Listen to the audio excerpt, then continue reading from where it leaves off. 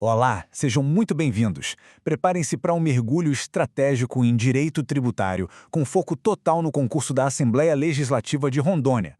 O nosso objetivo aqui não é só revisar a matéria, não. É de fato decodificar a mente da banca FGV para transformar um dos temas mais temidos na maior vantagem competitiva na hora da prova.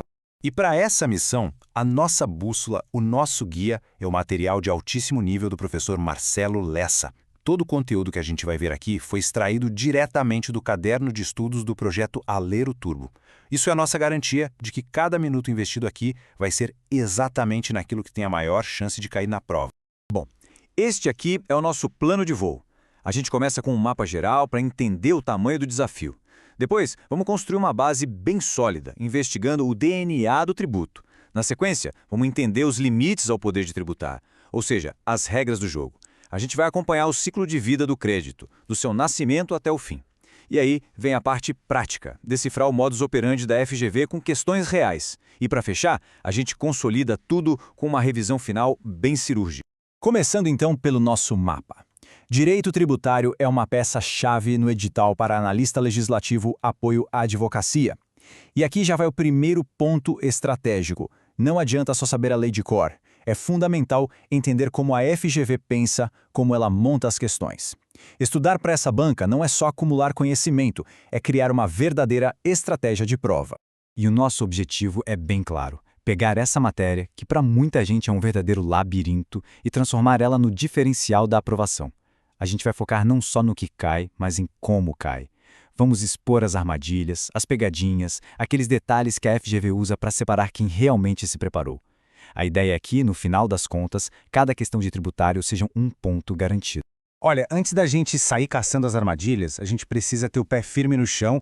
Uma base sólida nos fundamentos é o que permite identificar os desvios e as exceções com clareza. Por isso, vamos direto ao coração da matéria, ao DNA do direito tributário, começando pelo conceito mais essencial de todos. Vejam como cada palavra aqui é crucial e pode virar uma questão de prova. Primeiro, prestação pecuniária, ou seja, em dinheiro. Essa é a regra. Depois, compulsória, não tem escolha, é um dever imposto pelo Estado. E agora um ponto-chave, que não constitua sanção de ato ilícito. É isso que diferencia tributo de multa. A multa pune o erro, o tributo financia o Estado. Por fim, instituída em lei, o famoso princípio da legalidade, e cobrada mediante atividade plenamente vinculada, ou seja, a autoridade não tem liberdade para decidir se vai cobrar ou não, tem que cobrar. Com base na teoria pentapartida, que é adotada pelo Supremo, a gente tem essas 5 espécies. O que diferencia uma da outra é o fato gerador. Nos impostos, o fato gerador é uma manifestação de riqueza, ter um carro, ter renda. Nas taxas, é uma atuação estatal direta, como um serviço público. Na contribuição de melhoria, é a valorização de um imóvel por causa de uma obra pública. E já os empréstimos compulsórios e as contribuições especiais têm finalidades super específicas definidas lá na Constituição.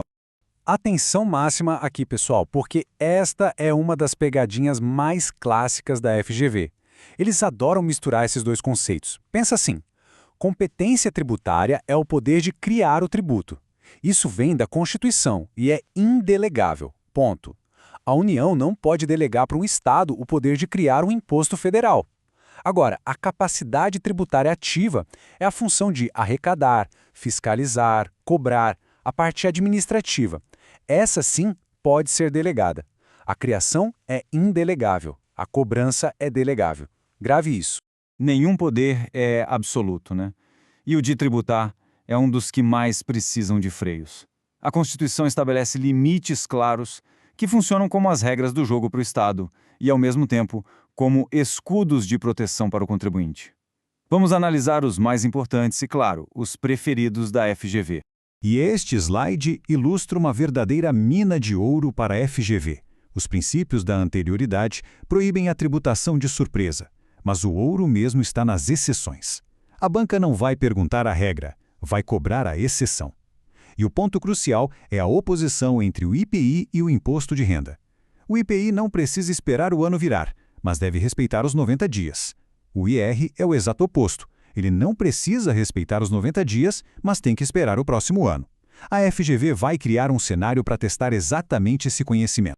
As imunidades são proteções que a Constituição dá a certos valores ou pessoas. A recíproca impede a guerra fiscal entre União, Estados e municípios. A religiosa protege a liberdade de culto. E aqui vai um detalhe estratégico. Essa imunidade alcança não só o prédio do templo, mas o patrimônio e os serviços ligados às suas finalidades essenciais. E na cultural, atenção, a súmula vinculante 57 estendeu a imunidade de livros para os e-books e até para os e-readers. É esse tipo de atualização que a FGV adora.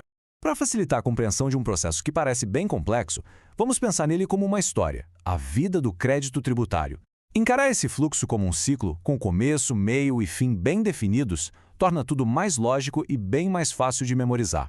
Tudo começa com um fato gerador, o evento no mundo real que aciona a lei. A partir daí, nasce a obrigação tributária, um vínculo ainda abstrato. É o lançamento, que é o ato da autoridade fiscal que dá CPF e RG a essa obrigação, tornando-a concreta, dizendo quem deve, o que deve e quanto deve. Com o crédito constituído, ele se torna exigível e o fisco pode cobrar. E esse ciclo segue até sua extinção, que geralmente acontece pelo pagamento, mas tem outras formas.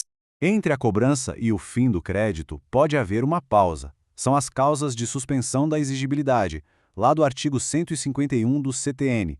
Para não esquecer, o professor Lessa nos traz o mnemônico MODERE. Cada uma dessas situações congela a cobrança.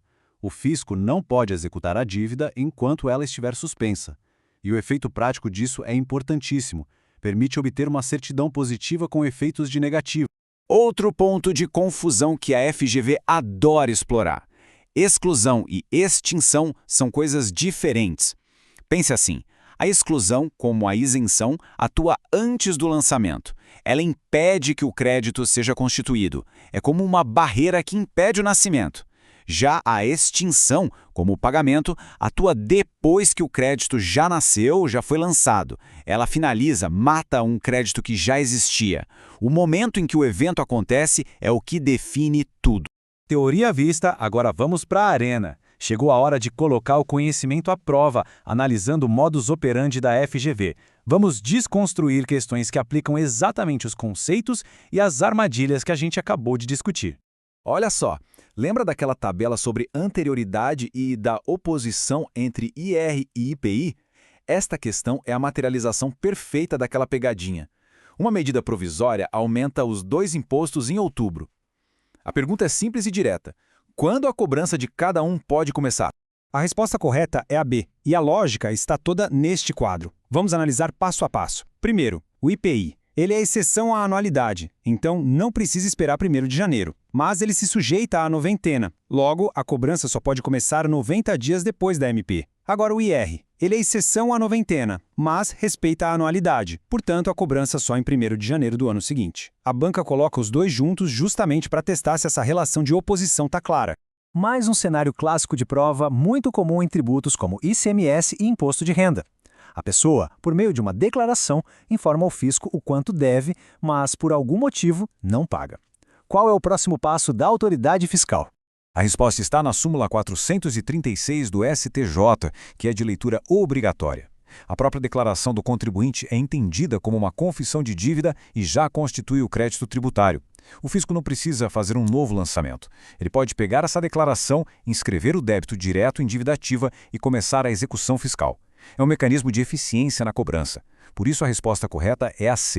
E para fechar com chave de ouro, vamos consolidar tudo com o resumo de ouro do professor Lessa. São os pontos de maior incidência, as informações que precisam estar frescas na memória no dia da prova. Se houvesse só 5 minutos para revisar tributário, seria isso aqui. Vamos gravar isso. Primeiro, a oposição IR e IPI nas anterioridades. Segundo, súmula 436, declarou, confessou, não pagou, executou. Terceiro, súmula vinculante 52. A imunidade do templo se estende ao imóvel alugado, desde que o dinheiro do aluguel volte para a atividade do templo. E, por fim, a responsabilidade do sócio. A dívida da empresa não vai direto para o CPF do sócio. Isso só acontece se for provado que ele agiu com excesso de poderes ou infração à lei. Concluímos com esta citação do material do professor que há milênios já apontava para a complexa relação entre o poder estatal de arrecadar e as esferas que devem ser protegidas. O direito tributário moderno, no fundo, nada mais é do que a busca técnica e justa por esse equilíbrio.